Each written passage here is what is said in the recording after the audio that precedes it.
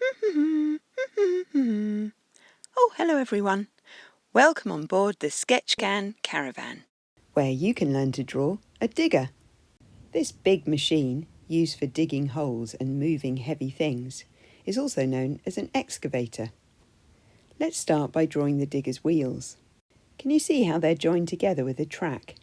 This helps it to move over soft or bumpy ground.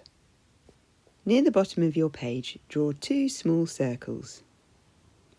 One line that goes all the way around, and another line that goes all the way around. Try and make them the same size. Then you can join them together with a straight line along the top of the circles and a straight line along the bottom of the circles. And then you can draw that track which goes all the way round the wheels and the piece that joins them together. Sometimes this is known as a caterpillar track. Maybe it's something to do with the way it moves along the ground, like a caterpillar. We can draw some short lines all the way along, and this shows that the caterpillar track is divided into lots of little sections, which also helps it to grip the ground and move in a flexible way over all the lumps and bumps. You can add some dots around the middle of your circle to show the bolts that hold it all together. Then we can draw the cab on top, where the operator sits. For this we're going to start with a standing up rectangle. Make sure you leave a little bit of space above the caterpillar track, and about halfway along, draw a straight line up, across the top of the cab, down the front and along the bottom. On the back of the cab is the engine, so halfway down the side of the cab, draw a square. Then you can join the cab to the caterpillar tracks with 2 little lines at the front and 2 little lines at the back.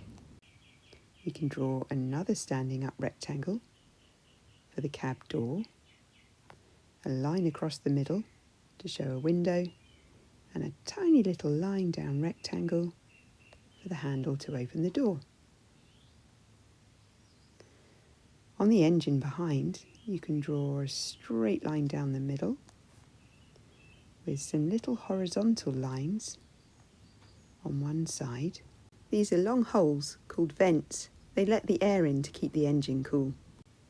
And then in this rectangle, you can draw a smaller rectangle.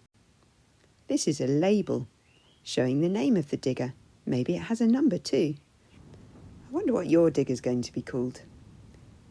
Write some letters and numbers in this box. At the front of the caterpillar tracks, there's something called a blade. This is used to scrape the ground. It looks like a crescent shape, a bit like a slither of moon. Put your pencil on a point just a little bit higher than the tracks and in front of it, and start to draw a curvy line back and forward, then follow the line back and up to the point where you started. You can join the blade to the tracks with 2 little lines.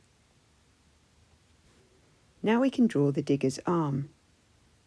It's joined to the front of the digger cab here. It has a joint here like an elbow and a joint here like a wrist, and on the end, instead of a hand, it has a bucket.